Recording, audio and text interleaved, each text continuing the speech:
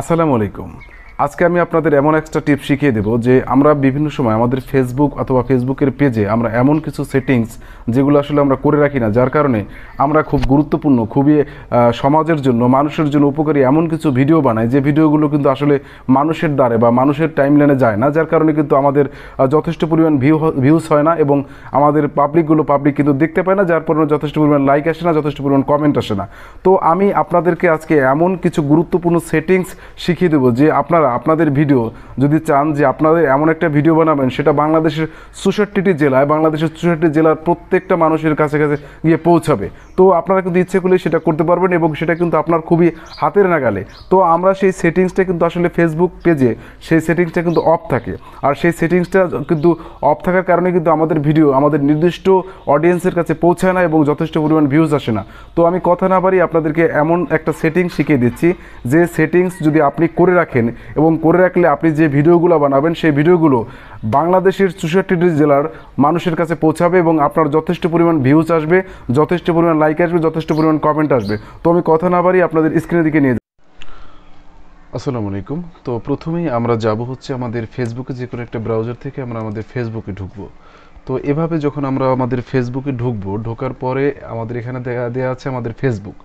তো আমরা আসলে যে পেজটা নিয়ে মূলত এখন কাজ করব সেই পেজে ঢুকবো। তো সেই ক্ষেত্রে আমি আমার কর্নারে আমি ক্লিক করলাম। ক্লিক করার পর এখানে আমার যে কয়টা পেজ আছে সি অল প্রোফাইলস, সেগুলো আমি খুললাম। তো খোলার পরে আমি আসলে মূলত এখন যে পেজটা নিয়ে কাজ করব সেই পেজটা দেখানোর জন্য আমি চলে যাব আমার এই পেজটায়। তো এই পেজটা চলে যাওয়ার পরে আমি এই পেজটা যখন চলে যাব তখন সুইচিং করে জাস্ট এই পেজে চলে আসছে। তো চলে আসার পরে আমি জাস্ট আমার পেজের টাইমলাইনে চলে যাব। তো পেজের টাইমলাইনে চলে গিয়ে জাস্ট আমি অ্যাবাউটের উপর ক্লিক করব। অ্যাবাউটের উপর ক্লিক করার পরে আমি এরকম একটা ইন্টারফেস দেখতে পাবো। এরকম ইন্টারফেস যখন দেখতে পাবো সেই ক্ষেত্রে আমরা আস্তে আস্তে করে স্ক্রলিং করে জাস্ট আমরা দেখব যে কোথায়, যেমন এর এই অপশনটা আছে, যেমন সার্ভিসেস এরিয়া।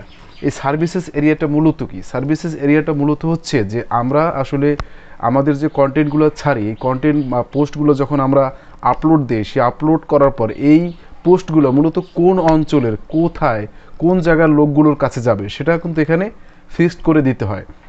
তো এটা ফিক্সড না করে দিলে কি হয়, সেই ক্ষেত্রে কিন্তু সেই অন্যান্য এলাকার লোকগুলোর কাছে কিন্তু আপনার পোস্টগুলো যায় না, গেলেও কিন্তু খুব যৎসামান্য যায়। তো আপনারা এক্ষেত্রে কী করবেন, যেমন আমি এখান থেকে আগেই সিলেকশন করে রেখেছি, যেমন কলকাতা, ওয়েস্ট বেঙ্গল, ইন্ডিয়া। মূলত কিন্তু আপনার কলকাতায় কিন্তু বাংলা ভাষায় কথা বলে, যে কলকাতা যেহেতু বাংলা ভাষায় কথা বলে, তো ওই পশ্চিম বাংলার কথা, তো সেখানে আমার পোস্টগুলো যাক। তো আমি এই এলাকাটাকে সিলেক্টেড করলাম। তো এরপর আমি দিলাম রংপুর ডিভিশন বাংলাদেশ, যে রংপুর ডিভিশনের যে কয়টা জেলা আছে রংপুর ডিভিশন দিয়ে দিলাম। তো রংপুর ডিভিশনের যে কয়টা জেলা আছে সব জেলায় আমার পোস্টগুলো যাক।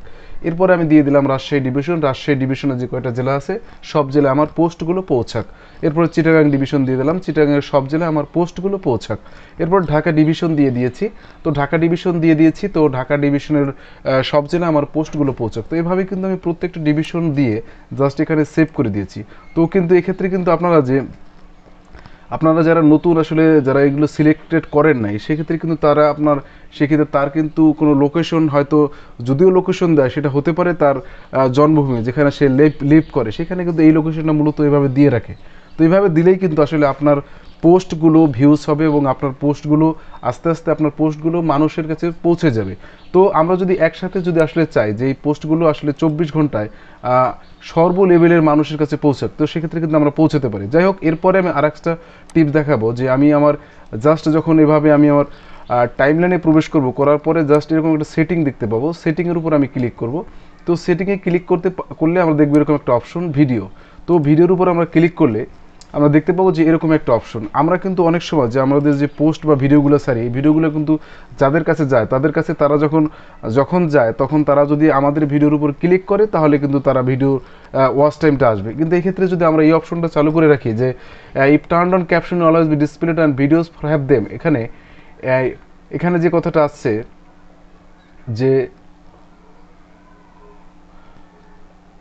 If turn on always displayed any videos have them, তো এইখানে আমার ইফ টার্ন অন যদি আমরা এই অপশনটা চালু করে রাখি, এই অপশনটা চালু করে রাখলে অটোমেটিক্যালি কিন্তু আমাদের ভিডিওগুলো তাদের কাছে গিয়ে চলতে থাকবে, তাদের কিন্তু আর চালানো লাগবে না। যদি অন্তত চলতে থাকে তাহলে অন্তত 2 সেকেন্ড, 5 সেকেন্ড, 3 সেকেন্ড, 10 সেকেন্ড হলেও আপনার ভিডিওটা দেখবে। আর এক্ষেত্রে কিন্তু আসলে মূলত যে অফ করা থাকে।